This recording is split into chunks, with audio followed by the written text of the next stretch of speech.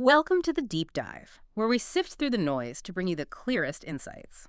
Today, we're zeroing in on something pretty appealing, that Caribbean cruise. Ah, yes, the dream trip for many. Exactly. We all picture those turquoise waters, sun-drenched beaches, maybe some island rhythms, don't we? But here's the thing. What if you get there and it's just wall-to-wall crowds? Or you run into unexpected storms, or realize you paid way, way too much. The perfect picture can fade pretty quickly then. It really can. Hmm. So let's unpack this. We've looked at a few great sources. There's a comprehensive guide from Caribbean Tour Base, some sharp insights from the Points Guy, and even a candid look at the worst months from That's a Tarangi. good mix of perspectives there. Right. And they all point to one crucial truth. Timing isn't just a factor for your Caribbean cruise, it's maybe the factor. You might think, oh, the Caribbean, it's great year-round.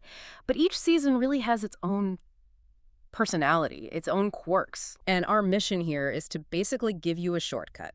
Cut through all that info overload and give you what you need to plan a trip that's, actually tailored to your priorities. And what's really fascinating, I think, is how just understanding these seasonal differences can genuinely transform your whole experience. It means you can sidestep the common pitfalls. Avoid the headaches. Exactly.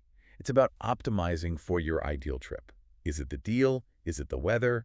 Is it maybe just wanting fewer people around? Precisely. So let's get the lay of the land first. Can you give us the broad strokes on Caribbean weather patterns? It sounds like it boils down to two main seasons, really. That's right. If you connect it to the bigger picture for cruising, it's basically a two-season system. First, you've got the dry season. Think December through April. Yeah. Generally cooler temperatures, not much rain. Right. Basically that postcard perfect weather everyone imagines. So naturally, this is peak cruise season. More people and, yes, higher prices. The classic trade-off. Then you have the rainier season, which runs roughly June through November. Now you're looking at higher humidity, and this is key, it lines up with hurricane season. Right, the H word. But, and this is important, don't just write it off. The flip side is offer lower prices and sometimes significantly fewer crowds. And that right there is the core of this deep dive for you listening. Your ideal time isn't set in stone. It really hinges on what you prioritize. Are you all about that perfect weather, cost be damned? Or maybe you're hunting for a bargain. Or just desperate to escape the crowds, knowing that answer is your compass here? Definitely. Okay, let's get into the nitty-gritty then, season by season. Pros, cons, maybe some destination ideas. First up, winter Caribbean cruises, December through February. It sounds like the dream, right? Escaping the cold, endless summer. It is for many. But yeah, like you said, it comes with some important things to keep in mind. Our sources, like Caribbean Tour Base, definitely highlight the amazing weather. Warm days, cool breezes, none of that really sticky humidity. The Points Guy even notes the temperatures are a bit cooler than other times. UV index moderate to high, like 5 or 6. So, still need sunscreen, but it's not that intense summer heat. Pleasant. Very. Yeah. Plus, there's a real festive island atmosphere, especially around Christmas and New Year's. Think beach parties, fireworks, as a nice touch. And because it's peak season, all the attractions are open, full availability for snorkeling, island hopping, everything. That's just a big plus. And critically reliable itineraries. The hurricane risk is low, so fewer disruptions, fewer last-minute changes. Oh, and you get more ship choices. A lot of ships reposition from Alaska, Europe, so you get luxury options. Adults only, like Viking or Virgin Voyages showing up. Okay, sounds pretty idyllic. But Yeah. I sense a but coming. That perfect winter glow must cost something, right? And probably involves sharing it with a lot of people. That's the main drawback, yes. The sources, especially Tarangi, are clear. Prices in December, early January. They can be so much higher than even the summer months. Oh, really? Higher than summer? That's what they found. Peak holiday weeks can literally be double the price of non-holiday weeks. And yeah, this leads directly to crowded ports and ships. Packed. Longer lines for boarding, dining. Even tender ports like Grand Cayman take longer. Ah, the tenders, right? And one other thing, home weather impact. Blizzard back home could mess up your flight getting to the cruise. And the Atlantic or Gulf waters can actually be a bit rough until you sail further south. Good points. So if you want winter sun, but maybe not the peak craziness, what's the advice? Well, the Points Guy suggests looking at early February or the first couple of weeks in December. They actually called early December the best time for that balance. Interesting. And for consistently good weather, less rain, think Southern Caribbean, Aruba, Curacao, Barbados, Grenada, Trinidad, Bonaire. Often longer trips, less crowded. great for markets, rum distilleries. And smaller ships can get you to places like Tobago or Bequia, really nice for water stuff. Okay, good tips. Let's shift seasons now. What about spring Caribbean cruises, March through May? You mentioned this might be a kind of Goldilocks timing. What makes it the sweet spot? It really seems to hit a nice balance. First off, near perfect weather usually. Mhm. Idyllic, warm, mostly dry, and the seas tend to be calmer. Tarangi mentions temps in the low 80s for April, May, and crucially, you're outside the main hurricane and heavy rain periods. That's lovely. And generally lower prices and fewer crowds compared to winter, especially early May or the first week of March, according to the Points Guy. Plus, for anyone interested in culture, it's a lively time for Carnival and other festivals. Jamaica, St. Lucia have music festivals. Barbados has its Oistins Fish Festival. Oh, cool. And those calm seas, great for water adventures. Diving, snorkeling, visibility is usually fantastic. Okay, that does sound pretty ideal. What's the catch? There's always a catch, right? Well, the big one is bring great crowds. You knew that was coming. March, well into April, you'll definitely see more families, more college travelers. It can mean a more boisterous atmosphere, as one source put it, and Tarangi warns prices can jump maybe $150 more per person during those peak whims. Plus, graduation parties start popping up mid-May. Right. Anything else? Maybe some possible rain in May, usually just quick showers, but something to be aware of. And that peak spring break demand can sometimes lead to travel disruptions like airlines overbooking. So, planning ahead is smart. Okay. So if you want that spring vibe, but maybe a bit quieter, what's the play? Aim for dates just before or just after those peak spring break weeks. That's your best bet. Consider lush islands like St. Lucia, Puerto Rico, Dominica de Mergo. The waterfalls are flowing, gardens are blooming, it's beautiful. Nice visual. And Caribbean Tour Base actually suggests this is a great time for first-time cruisers. It's generally laid back, affordable, great weather, fewer crowds, kind of eases you into it. And definitely consider travel insurance for spring, just in case of travel hiccups. Good advice.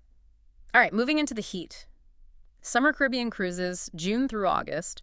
Prime family time, obviously, but you mentioned warnings about heat and hurricanes starting. How does that balance out? Does the fun outweigh the risks? For a lot of families, it absolutely does. The pros are really geared towards them. School's out, so it's prime family-friendly fun. Cruise lines pull out all the stops, water slides, movie nights. Tons of kid-focused activities, great for multi-gen trips. And you definitely get perfect beach weather. Hot, sunny days, ideal for swimming, lounging, beach excursions. The Points Guy says temps often near 90 degrees. Wow, okay. Surprisingly, because it's technically off-peak due to the hurricane risk, you can find some great deals. And it's festival season, too. Antigua's Carnival, Barbados crop over. Lots happening culturally. And I guess compared to a land vacation for a family. Exactly. It can offer better value when you factor in all the included food, entertainment activities. It can actually be more affordable than trying to piece together a land trip. Okay, that makes sense for families, but the downsides. That steamy weather warning sounds intense. It is. That's the major trade-off. Tarangi was very direct, saying temperatures soar way above 90 degrees ARE in July and August. Think high humidity, constant sweating. It can be draining. UV index hits 7, so serious sun protection is a must. Yeah, that sounds rough. And someone even mentioned the humidity making hair just unmanageable, a relatable struggle.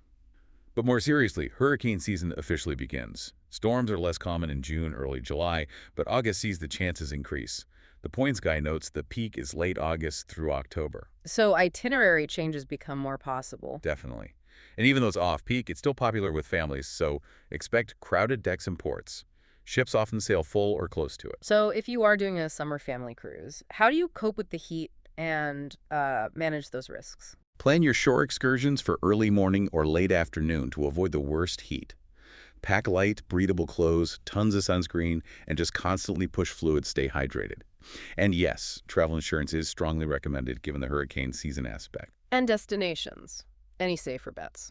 The southern islands, again, Aruba, Bonaire, Curacao, they're generally outside the main hurricane paths. Still lots of great water activities and local festivals down there. Okay, good strategy. Now let's tackle the season that sounds like a real gamble. Fall Caribbean cruises, September through November. Best deals, quietest ships, but peak hurricane risk. What's the real bottom line here? The bottom line is exactly that trade-off. Yeah. Fantastic savings in exchange for much higher unpredictability. The pros are really tempting, though. You get great deals and fewer crowds. Seriously, unbeatable prices sometimes, and the lightest crowds of the year. That sounds appealing. It means quieter ports, more space on the ship. It creates a really laid-back vibe. Perfect if you prefer things more relaxed. And there's still some cool local events in early fall, like Yeah. Belize's Independence Day or Jamaica's Reggae Marathon later in November. Okay, the deals and quiet sound great, but that hurricane season shadow looms large. How big of a factor is it in the fall? It's It's significant. August through October, that's the peak for strong storms. Torrengey was blunt. Itineraries can change on a dime. Total unpredictability. If you have your heart set on one specific island, fall might be heartbreaking. Yeah, I can see that. That source actually called it the worst time of the year to cruise if you're someone who gets stressed by potential changes. The weather can also close options. Smaller ports might shut down. Outdoor tours get canceled. Waters can be choppy, so seasickness remedies are a good idea. All right. Torrengey even shared a story about a late October cruise where it just poured the whole time Yeah. in Cozumel and Grand Cayman. So yeah, last-minute surprises are common. Flexibility is absolutely key. Have backup plans for stuff to do on board. And it's still hot then, too, isn't it? Early fall, yes. Still steamy, near 90 degrees well into October, high humidity. Plus, September and October are the wettest months. Heavy downpours, often in the afternoon, can make land excursions, like rainforest hikes, pretty muddy. Okay, so for the adventurous souls or the budget-focused who are considering fall, what are the absolute must-do precautions? Number one, repeat it everywhere. Get travel insurance, non-negotiable. Our sources call it worth every penny for weather issues. Got it. Stick to those southern Caribbean islands again. Grenada, Trinidad, Bonaire, they're less likely to be impacted. November's interesting. It feels like a bonus cruise month. Temps start dropping, storm chances decrease, but prices often stay low. The points guy loves it for avoiding the holiday rush back home. That's a good tip. And finally, book flexible fares if you can. Track the forecasts obsessively, pack those seasickness meds, and have plans B, C, and D for onboard activities just in case. We've definitely touched on hurricane season a lot as we've gone through the year, but maybe let's just focus on it directly for a moment, June through November. What's the real picture for cruising then? How do the lines handle it? Yeah, it deserves its own spotlight. So peak activity is usually August through October. But the key thing our sources emphasize is that cruise lines are absolute pros at adjusting on the fly. They monitor weather constantly and will reroute ships to safer waters or different ports without hesitation. Passenger safety is number one. So flexibility is paramount for the passenger. Absolutely crucial. But there are definite upsides to cruising during this time. First, big savings. You can find amazing deals on cabins, sometimes on excursions too. Second, quiet escapes. Fewer people means light competition for loungers, shorter lines. Many lines also offer more flexible booking policies during this season, which is helpful. It makes it great for spontaneous travelers who are okay with potential changes. And, kind of a fun bonus, if bad weather does keep you on board more, the staff often crank up the fun with extra themed nights or activities. That's a good overview, making the best of it. But if someone's still on the fence about cruising during hurricane season, what's the single most vital piece of advice besides maybe choosing those southern routes? Honestly, the single most crucial thing, echoed everywhere, is get travel insurance. Just do it. It's called always great to buy, most helpful. It's not just about cancellations. Think medical emergencies. A medical evac off a ship. That can cost $10,000 easily. Insurance covers that, lost luggage, flight delays. Okay, point taken. Insurance is key. Beyond that, yeah, book flexible fares, be mentally prepared for itinerary shifts, back for seasickness just in case, have those onboard backup plans ready, and maybe download a good weather radar app like MyRadar to keep an eye on things yourself. Wow. Okay, that is a ton of fantastic information. It really drives home how much thought can and maybe should go into picking the right time for your Caribbean cruise. So after laying all this out, it really feels like the best time isn't one specific date, is it? It's more like a personal math problem. Exactly. It truly boils down to you sitting down and being honest about what you value most in this specific vacation. Right. So if you're primarily chasing deals, then yeah, fall, September through November, that's your season for the lowest prices and fewest people. Early summer, like June and early December, can also offer good value. Okay. What if it's all about the weather? Perfect sunshine or bust? Then you're looking at winter, December to February, or spring, March to May. That's when you get the most consistent sun, cooler temps, lower humidity. Tirangee actually called April and May the overall best months. Fall can be nice weather-wise, but the rain chances are definitely higher. And for the crowd-averse, people who just want peace and quiet. Fall wins, hands down. Lightest crowds by far, winter and spring. You can find quieter pockets, but you need to book strategically around those peak holiday and spring break weeks. April and May after spring break are often mentioned as being quieter. And then you have your activity-specific needs, like if you want to do a lot of hiking, ziplining, exploring on land. Winter and spring are probably more comfortable temperature-wise. Mm-hmm. But if it's all about beach days and water sports, swimming, sunbathing, jet skiing, summer brings the heat and the warmest water, just, hydrate and slather on the sunscreen, festivals and local culture. Spring has Carnival, fall has things like Belize Independence Day, the Reggae Marathon in Jamaica. And for first-time cruisers, that spring sweet spot, March to May, keeps coming up as recommended. Laid back, good value, great weather, fewer crowds. A nice introduction. So there you have it. I mean, the Caribbean is magical pretty much any time of year, but choosing the right season based on what you want, that seems to be the key to unlocking your own perfect version of that magic. Precisely. Winter and spring, they offer that postcard weather or the festivals, but yeah, you'll pay more and share it with more people. Summer and fall, they offer the deals, the quieter vibe, but you need to be prepared for that unpredictability that comes with hurricane season. So ultimately, the best time to cruise the Caribbean isn't really a date on a calendar at all. It's finding a season that best matches your unique cruising style, your priorities. Will you chase the absolute sunniest skies, no matter the cost? Or hunt for the best bargain, even if it means a little uncertainty? Or maybe you want the thrill of that less traveled path. Whichever you choose, those turquoise waters and warm island vibes are definitely waiting. It's just about tailoring the timing to make it your perfect escape. So thinking about all this, what really stands out to you as the most important factor for your next ideal getaway?